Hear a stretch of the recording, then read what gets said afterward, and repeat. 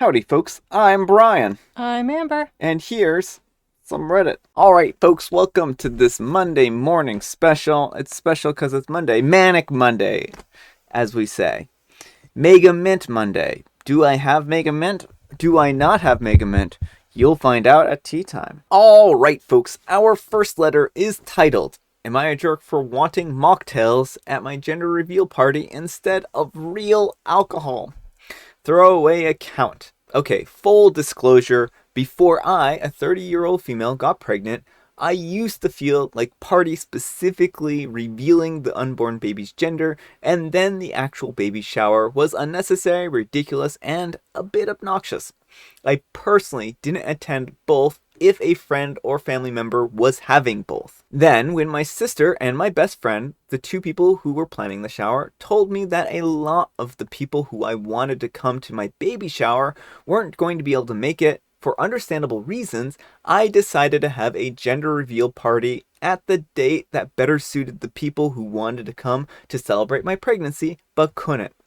My husband was with this, so we decided to host it together in our backyard. Nothing too fancy. People placing bets on what they thought the gender was going to be, pink or blue dress code, a text or DM invite, and I made it explicitly clear that gifts were optional for this. I also thought that it would be really cute and fun to have mocktails in either pink or blue colors. I told people who were invited to pick which mocktail they wanted so I would know how much to make plus a few extras. Now, to be fair, I didn't say that these drinks were mocktails, but for both my gender reveal and baby shower, I made it clear that I didn't want alcohol to be served, so I thought that there was an understanding. Everyone who was invited came, and I was so happy, and we had a nice time. That was until Ted, a 45-year-old male, who's my cousin Jane's, a 32-year-old female's fiance, started complaining about how weak his blue drink was and drank all of the extra ones so he could feel a buzz that was never going to come. When it was explained to him that this was an alcohol-free party, he complained, and then left and came back with a few cases of beer and shouted about how the party was saved. Yeah, that's right, folks. This is your average everyday college party about gender reveal. No one saves parties like this outside of college, right? This is ridiculous. This is absurd. I thought that this was completely inappropriate and said something immediately to Ted, and then he snapped back that it was completely controlling of me to demand that no one else drinks just because I chose not to. My husband confronted him by saying that this was our house, and if we didn't want alcohol in our home, then there would be no alcohol. Ted started laughing and called my husband whipped, and no one was going to tell him what he could and couldn't drink. My husband and sister-in-law then proceeded to pick up two of the cases that Ted had brought and toss them out on the sidewalk. Jane apologized and then left with Ted, who then proceeded to message me about how much of a controlling witch and a bee who wants the world to cater to her just because she's pregnant and that I'm no one special. Well, right now I'm definitely extra sensitive, and even though I don't want to be, I know that my friends and family love me too much to say anything while I've got my daughter inside of me. So, to the strangers of Reddit, am I the jerk? Edited to add because I keep seeing these questions and comments related to this. When I sent out the gender reveal invitations and I said no alcohol, so this was when I showed people the mocktail pictures. I didn't say that they were mocktails instead of cocktails because I was confident that everyone had read the invitation and knew that they were alcohol free. Plus, these drinks were found online, so they could easily look up the recipes. Alright folks, what do you think, jerk or not the jerk? Not the jerk, but Ted may have a substance use disorder. Yeah, I mean, I think that's actually something that's really good to bring up, is that Ted may have deeper issues at play here. Like, it's not customary, I would think, to get upset about there being no alcohol at a or a gender reveal, either a gender reveal or baby shower. Yeah. Like, it's... I mean, because generally the woman's not going to be drinking anyways, right? And so why would you have where everyone's getting wasted except for the one person who's like the focus of the party? That's it exactly, is that the pregnant person, is usually not drinking, and a lot of people enjoy drinking, so they're not going to want to sit there while their family and friends pound alcohol and they Yeah, don't yeah. get to have any. So, like, And plus, how many cases of beer did he bring? I don't He even brought know. at least two Yeah, cases of beer, so this is just kind of telling as it is.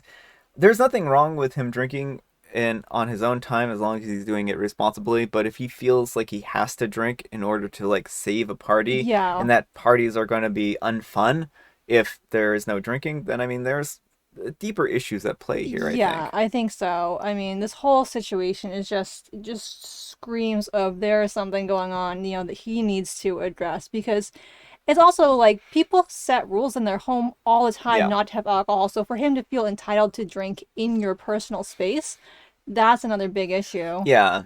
I mean, if he brought a hip flask along with him and was just using it that way, then really I don't think anyone would say anything. But it's really at that point in time, it's pretty clear that you may have a problem using alcohol. So anyhow, take care and good luck. All right, folks. Our next odd letter is titled, "Am I a jerk for not locking my bedroom door?" I'm a 33-year-old female, and I live in what used to be my grandmother's house. I was her full-time carer for 2 years before she passed, and I inherited the house. I have not moved into the master bedroom, and honestly, I don't even open the door. My half-brother Sam, 21, wanted to bring his partner, Cody, a 25-year-old male, to meet the family. My mom asked if I could host because Cody is a vegan and my mom knows like 10 meals. I said yes, and tonight was the dinner. I made lentil soup, mushroom carbonara, and things that I worked the hardest on were a vegan sticky toffee pudding with vegan ice cream. I love to cook in case you couldn't tell. Everything seemed to be going well. It was a little awkward at first, but by the time we got to the carbonara, I thought that everything was going well. Well, after that, I went back to the kitchen to plate up the pudding and ice cream, leaving everyone in the living room with coffee. When I came out with the desserts for everyone, and no one was there, I heard something and I followed it to Cody beside himself on my bed, calling me horrible things. I have a small glass table in my bedroom, and inside of it, I had some things. Unfortunately, that include a dried 6-inch seahorse, a starfish, a sand dollar, and a shark's jawbone, along with some other things. Cody had tried to break it open, but my mom had caught him and called Sam. It devolved into Sam calling me a creepy bee for having them in the house, as he took Cody home. Mom said that I should have at least locked my bedroom door because everyone knows that people go through the house during dinner parties. She and stepdad left to be at home for when Sam gets back. But as he was leaving, stepdad asked, "What did you expect when you asked someone like that to host?" Am I the jerk for not locking my bedroom door? I didn't expect anyone to go upstairs. All right, folks, what do you think? Jerk or not the jerk? Definitely not the jerk. It is not normal for people to be going exploring your bedroom. Like, Yeah.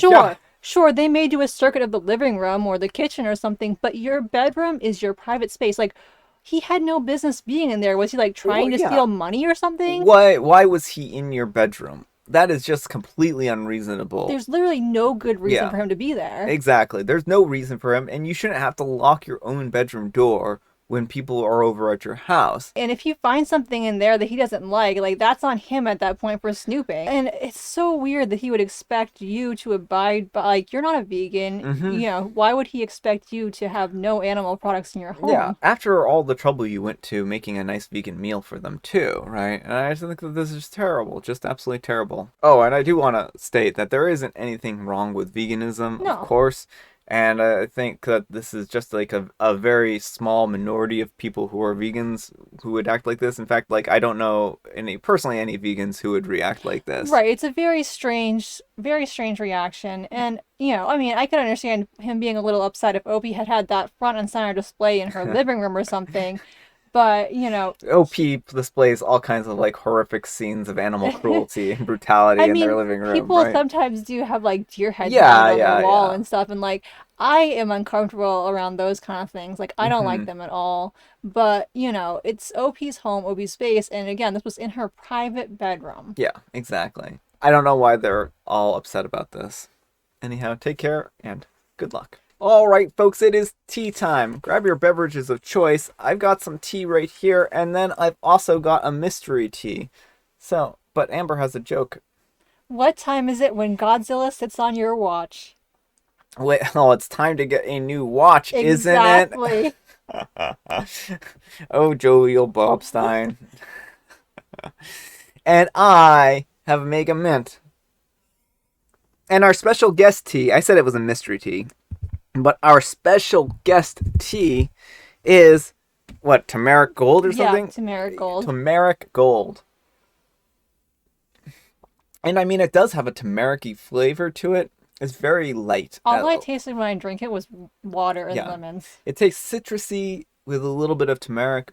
It has a little, very, very minor amount of turmeric in it. It's not too bad. I mean, it's one of those drinks that, like, if you had an upset stomach, this would be really nice for that. It would be really good for an upset stomach. All right, folks, that's all the time we have for today. I hope you all are having a great Monday. And Amber, what is the moral of the story today? Make it about guests and parties. About guests and parties. Yeah. If you are a guest at someone's party, do not try and set things to your expectations. Don't go out and bring alcohol to an alcohol-free party. Don't go snooping in someone's bedroom and then throw a tantrum when they have animal parts in there. Yeah. I mean, I think that about covers it. And take care. And we'll see you all tomorrow. Bye. Mega Mint Monday. Do I have Mega Mint? Do I not have Mega Mint? You'll find out at tea time.